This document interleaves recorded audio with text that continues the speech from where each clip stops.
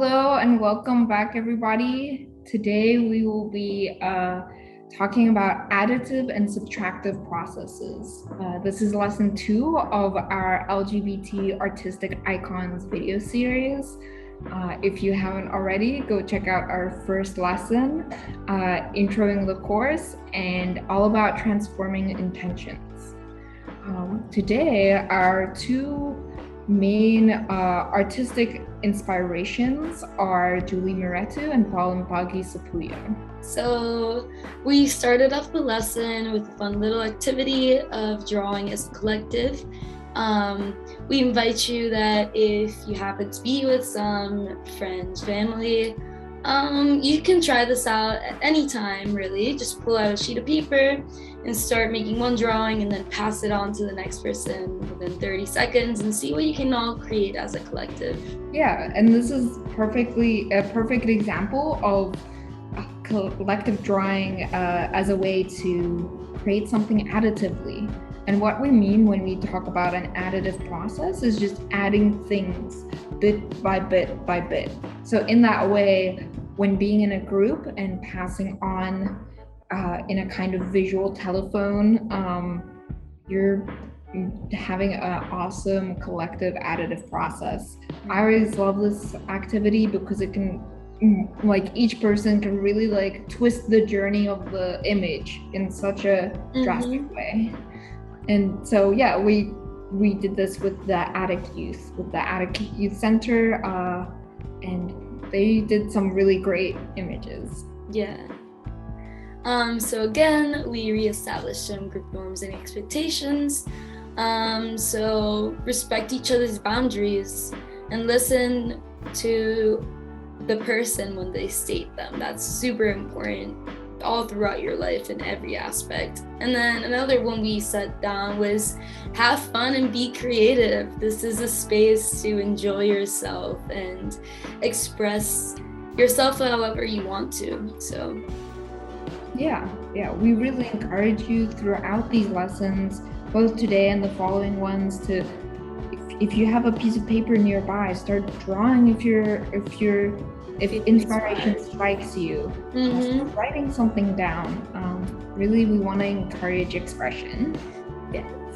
So today, I'll talk about Julie Mehretu. She is a muralist who was born in Addis Ababa in Ethiopia in 1970. She moved her family to Michigan in 1977 when she was 7 years old, and studied at Kalamazoo College and the Rhode Island College of Design. She's now based in New York City, specifically Brooklyn. Her pieces tend to be very large. They take huge amounts of wall space. And her whole process is additive, where she usually starts with an abstracted image of a place, because her work includes both abstraction but focusing on architecture, landscape, and scale. So usually she'll start with an image of some piece of architecture or a landscape and play with that with digital manipulation, blow that up to a really large scale, and that'll be her starting canvas. And how she works is slowly adding swipes of paint and color and these very gestural strokes with her paintbrush. And over time she'll like add and add, she'll leave and she'll come back, look at it close, look at it from far away, smudge out some stuff, that's the subtractive part, and throughout that come to a finalized work that is really beautiful and layered and complex.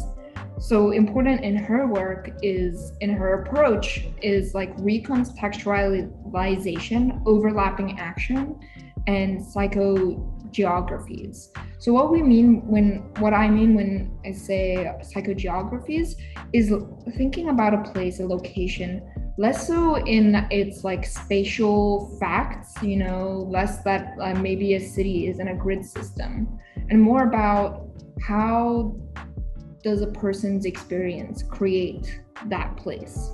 So if take New York for an example, it is on a grid system, but as someone journeying through it, there's all this construction, all these large buildings around you, and that really changes the experience. So what is the map of this place and how it feels, rather than it might be on how it is on a quote unquote proper Western cartography map.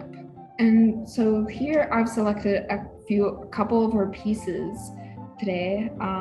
She has the two pieces that are specifically related to that psychogeography of Cairo at the top, and then migration direction map on the right.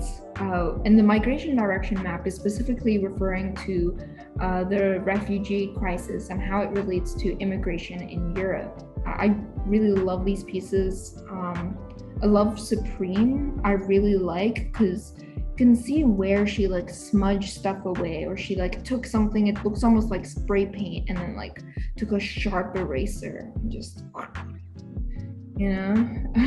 How are you responding to these, Daniela? Well, in the migration direction map, I hadn't realized that each of the bubbles or abstract shapes that she has have little arrows in them of like different directions that they're going in, and it's beautiful to see because it almost looks like color by number. So I feel like if you were to color these in, they would all have different colors because they come from different places and are heading different places. So maybe the colors even transform. And I guess that's myself adding onto the piece, and therefore playing with her additive and subtractive qualities of her work. I feel like in every piece of these, you can definitely see that technique going on, and it's really inspiring, honestly. The fact that she takes a step back or comes back later is amazing, because I'm the type to do a one and done. And then you see people who are so dedicated to the process that they know it's unfinished and they know they can keep adding on to it. And that's really admirable to see. It's really well put, Daniela.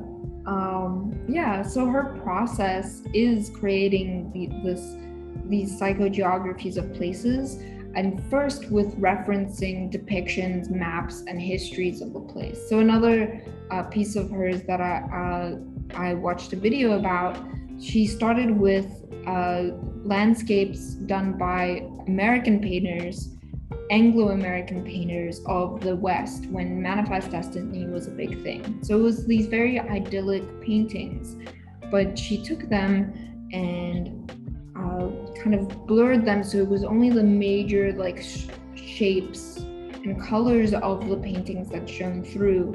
And on top of that, she added images of kind of strife and battle that are going on in America currently, particularly around like the responses to police brutality and such. So she goes through an intuitive process of obscuring, superimposing, and then removing and adding elements. So here in the empirical construction and it's of in Istanbul, the base image is of this large architectural feature in the center of Istanbul, and out of it are all these rays and such. But if you look closely, all those maps and such, or the flags have different like national colors and references to the Muslim influences in Istanbul. And so as she's adding and subtracting elements, both from her own hand and from like the base images that she added digitally throughout her layering, she really creates like a conversation between her and the place, which I think is such an awesome way of doing that, because sometimes we can forget how our relationships with a place can transform it as much as it transforms us. Beautiful. So Paul Mpagi Sepuya, he is an artist that was born in San Bernardino, California in 1982. and he studied at NYU's Tisch School of Arts and in UCLA. Nowadays, he's based in LA. And his work includes a lot of playfulness and repetition, and an emphasis on social spaces and the people in those social spaces. Some of his work also talks about intimacy, construction, and the process of the image taking itself. His work is additive but subtractive at the same time, because he, as you will see in the next slide, yes, he very much likes to add little details in, but they're parts of something bigger. So in a way, he is subtracting them to just a hand, or just the camera, or him and the slight figure of a person. In the middle picture, studio, it is literally a tripod standing in the middle of a room with different doorways, and it's all reflected in a mirror. And so you can see as well, like behind the black drape, you can see two figures in the background, and it kind of breaks that fourth wall dimension. He is directly putting the viewer into his workspace. You're there with him. And he, in his interviews, you see him talk about how he started, and it was basically just these intimate spaces, his friends' houses, and he would ask to take pictures, and it was just familiar spaces that created a sort of beauty. Yeah, just integrating everything that was around them. Nothing in particular is a subject, because everything is. Wow, yeah, that's so well put. Yeah, what do you think, Hanna? Yeah, adding on to that, I really love how his process is truly just at first kind of taking everything away, totally subtractive, and then very meticulously adding in small elements that really build the space and build the feeling. Like in studio, just like the little bit of, you can see the top of the ceiling, where like the top of the studio wall is stops. Mm-hmm. And it just like hinting at that we are in a larger space, but somehow it is also so compact. And I love his darkroom mirror studies and mirror portraits because of just how there's like fragmented bodies, but then at the same time, like the one on the right, there's like the little bit that you can see is so tender and soft. It truly, like the smallest details transform them. Yeah, I love his work and how he can like capture just this intimate feeling without feeling intrusive or like that you shouldn't be there, even if you're an outsider looking in. Very well put. So, Paul Mpagi Sepuya's process, he does not like digital manipulation at all. So how he works, he actually likes working with the camera and bringing it forward, backwards, positioning it, working with the light naturally, in a way where you are just taking a picture of what is. Yeah, it's all in the setup, and that's what he preaches about. So I'm going to read this quote that Paul said. That's really where my aesthetic developed. It was a reductive thing, taking things away that didn't need to be there. And eventually I started to pull back a little and show more of the setting where these shoots were taking place, like in the kitchen or my bedroom or in the subject's own personal spaces. So my practice developed by taking everything away and then gradually adding things back in. So you see that subtractive, like completely subtractive process, and then how it's additive because he's adding these details in. You see the hand coming in from the top of the page, the picture. you see like weird reflections in the bottom. You see the top of the ceiling, the corners of a tripod that is barely there. They're beautifully composed, these pictures. Yeah.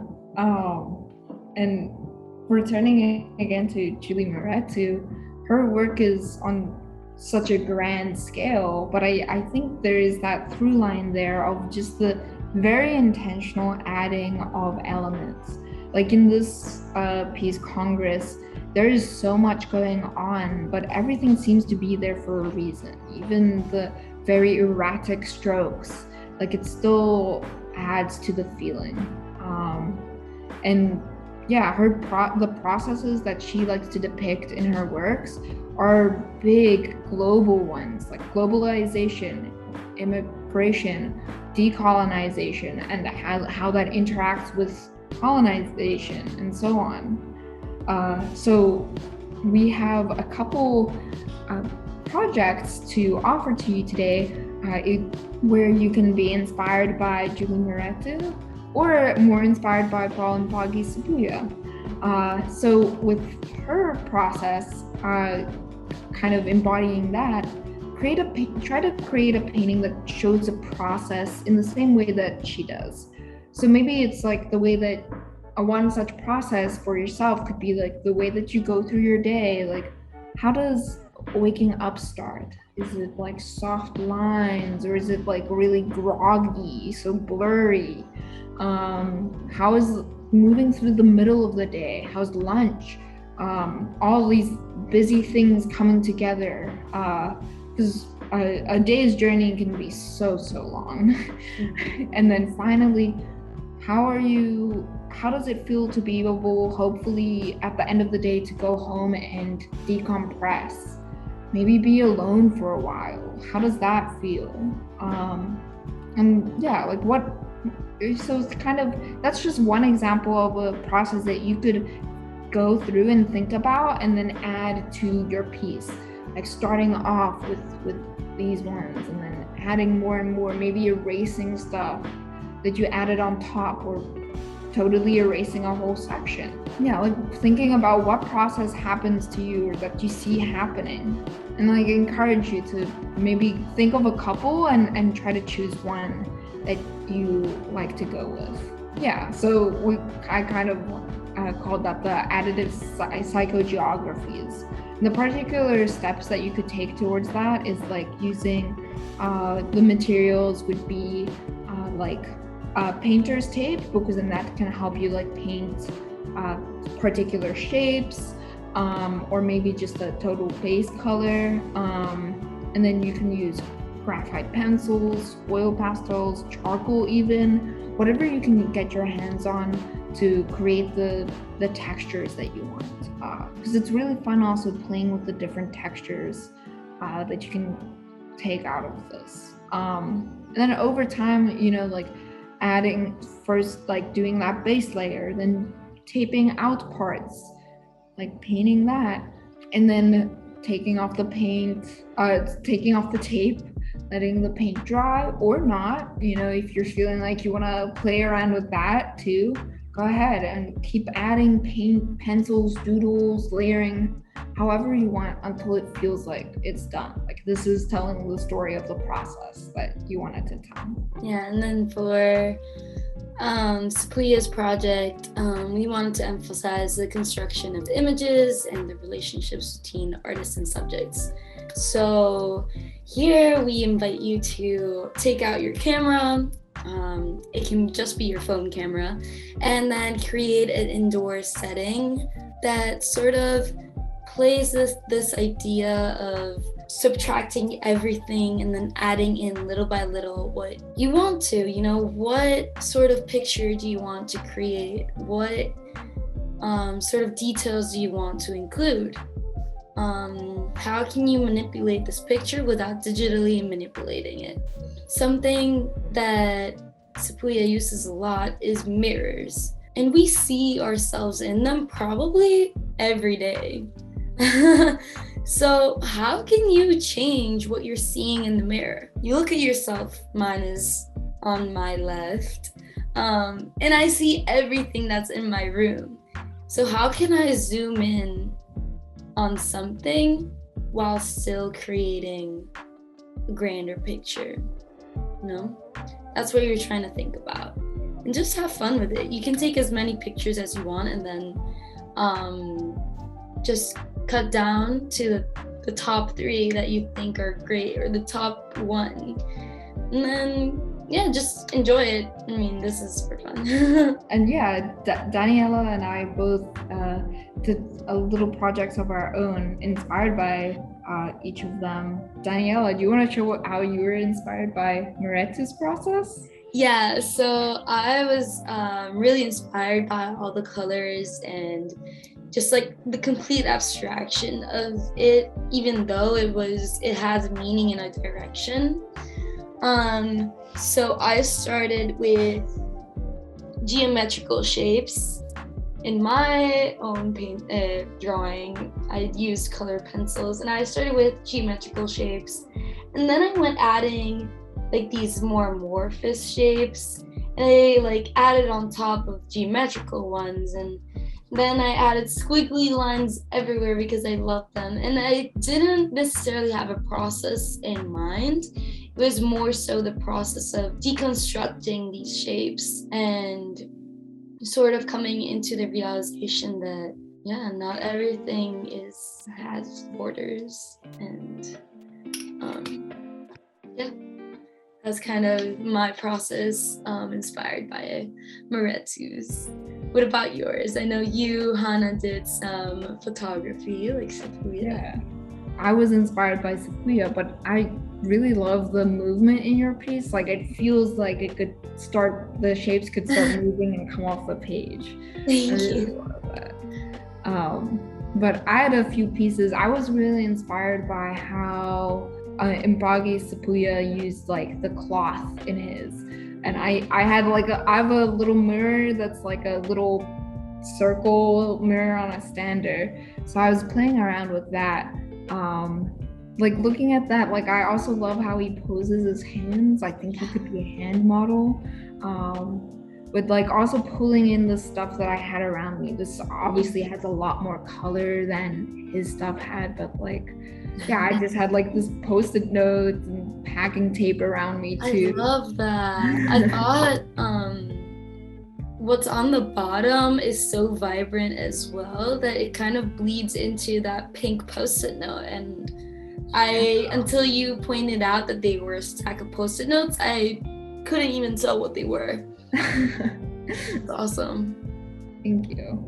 Yeah, so had a lot of fun with that. Just like also the borders of the mirror itself, making that an object within it. So yeah, there's lots of ways that we can play with it. But we're back at the beginning. But yeah, so we encourage you to create stuff like this. Like whether it's like the additive psychogeographies or the obscured pure portraits, like really playing with it. I think additive and subtractive processes can have such a great, like, they have so much potential. But yeah, and so that's all for us for this week. Thank you again for joining us. We're looking forward to next week. That one is particularly about color significance in Black queer art. So we'll also be reviewing some color theory in there too. Yeah. Awesome. See you then. See you next time.